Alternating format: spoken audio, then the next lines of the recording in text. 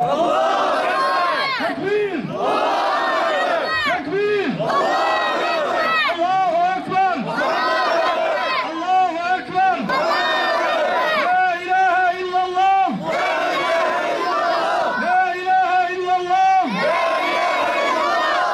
Tekbir! Allahu Ekber! Tekbir! Allahu Ekber!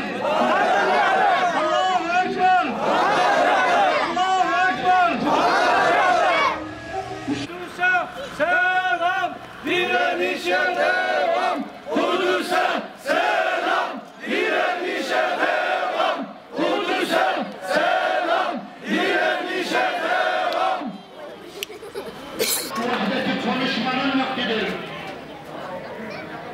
Şimdi şairin dediği gibi sen oradan kıracaksın zincirleri, ben buradan ve bir gün kavuşacak ellerimiz. Tekbir!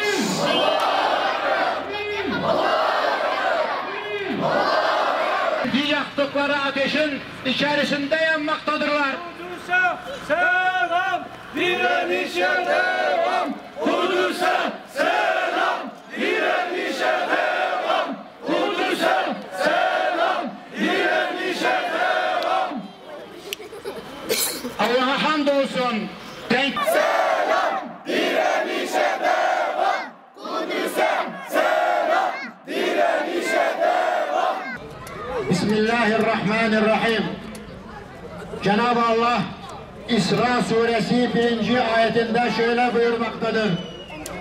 Bir gece kendisine bazı ayetlerimizi gösterelim diye kulunu Mescid-i Haram'dan çevresini mübarek kıldığımız Mescid-i Aksa'ya götüren Allah noksanlıklardan münezzehtir.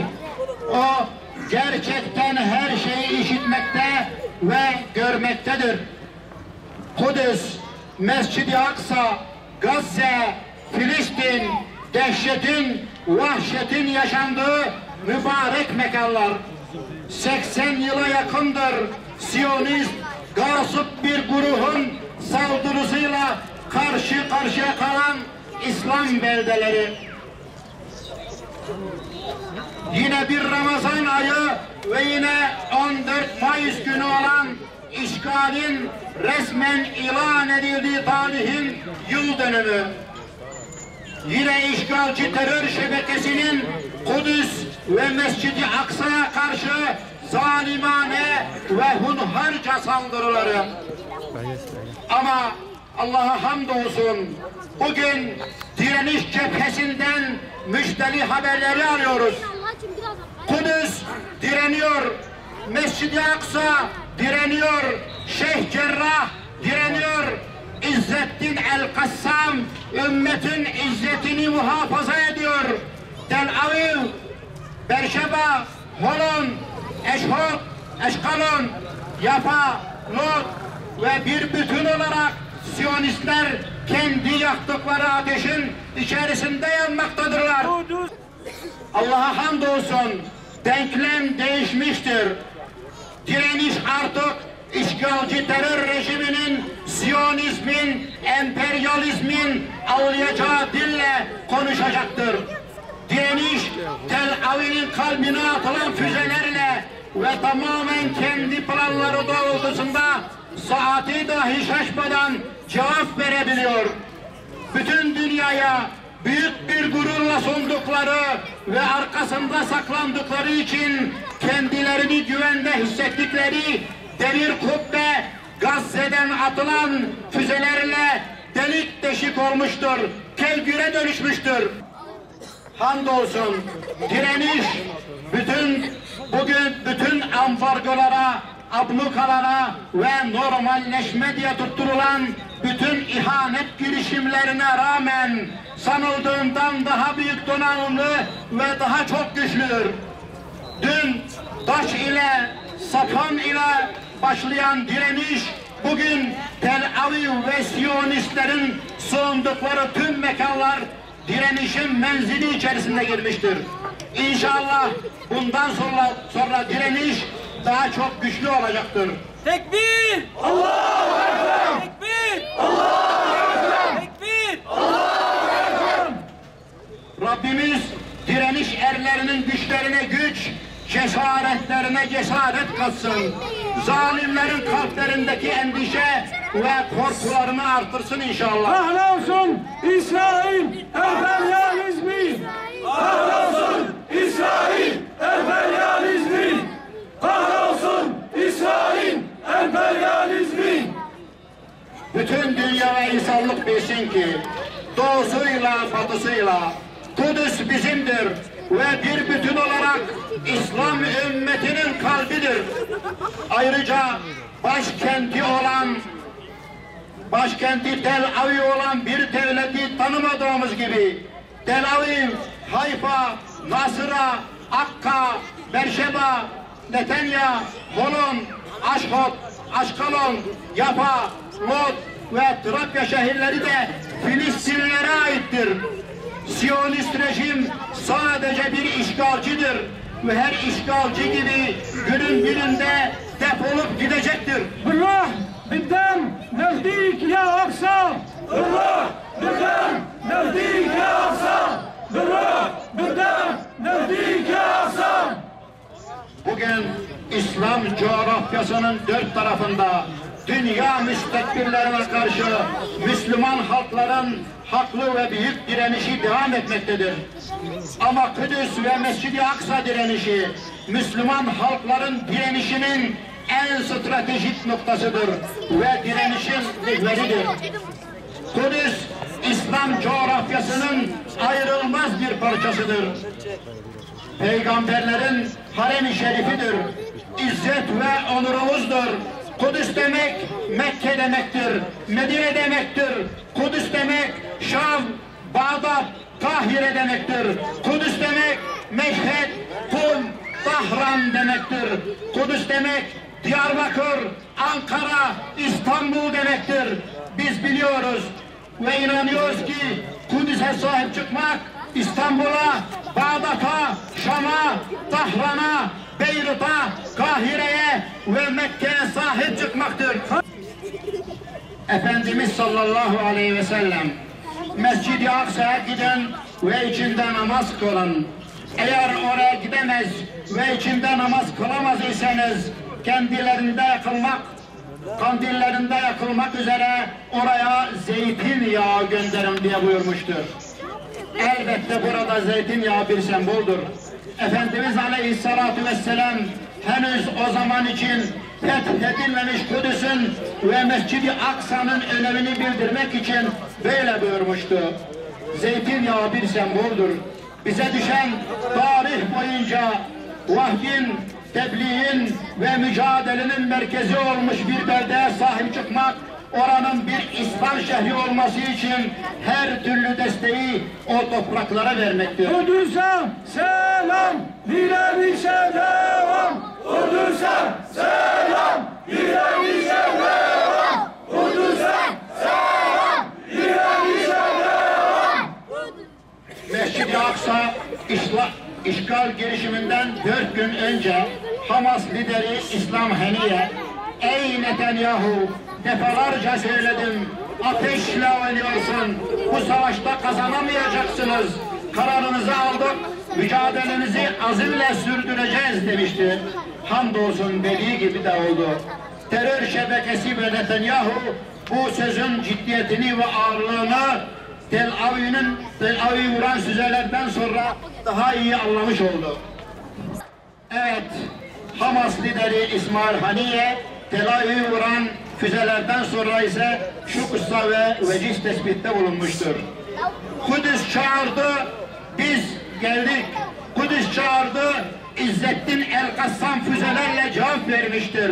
Bugün biz de diyoruz ki Kudüs çağırdı, biz kadınlarımızla, erkeğimizle, gencimizle, yaşlılarımızla ve çocuklarımızla meydanlara indik ve meydanlarda Kudüs direnişini ve direniş erlerini selamlıyoruz. Kudüs'e, Mescid-i Aksa'ya selam olsun. Mescid-i Aksa'nın, Şeyh Cerrah'ın korkusuz gençlerine ve çocuklarına selam olsun. Direniş erlerine selam olsun. Evet, şimdi Kudüs ve Mescid-i Aksa direnişini konuşmanın ve meydanlarda direnişi kuşanmanın vaktidir. Ümmet olarak ittihadı, vahdeti konuşmanın vaktidir. Şimdi şairin dediği gibi sen oradan kıracaksın zincirleri, ben buradan ve bir gün kavuşacak ellerimiz. Ve Kudüs özgür oluncaya kadar, Siyonizm ve emperyalizm yok oluncaya kadar direnişimiz ilelebet devam edecektir inşallah. Biz bugüne kadar olduğu gibi bundan sonra da Kudüs'ün ve Mescid-i Aksa'nın özgürlüğü için bütün gücümüzle çalışmaya devam edeceğiz inşallah. Duyarlı bütün kardeşlerimizi terör şebekesi Siyonistlerin saldırılarına karşı teyakkuzda olmaya, Filistinlerin yanında olmaya çağırıyoruz. Filistinlerin her bölgesinde, sokağında ilk kıblemiz Mescid-i Aksa'yı, Kudüs'ü savunma, bütün Müslümanlar adına direniş gösteren yürekli Filistinli kardeşlerimizi selamlıyoruz. Yaşasın işgalden kurtulmuş Kudüs şehri. Yaşasın işgalden kurtulmuş Kudüs şehri. Yaşasın Mescid-i Aksa ve Kudüs direnişi.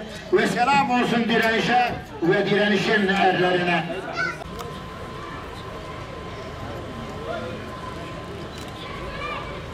Allahu Ekber.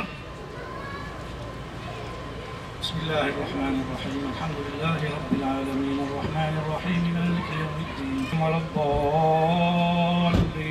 Amin. Allahu Ekber. Allahümme salli ve sellem ala seyyidina Muhammed ve sallallahu aleyhi ve sellem.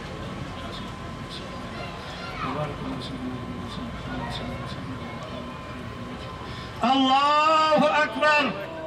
Allahümme affir hayyina ve meyyitina ve hayyina.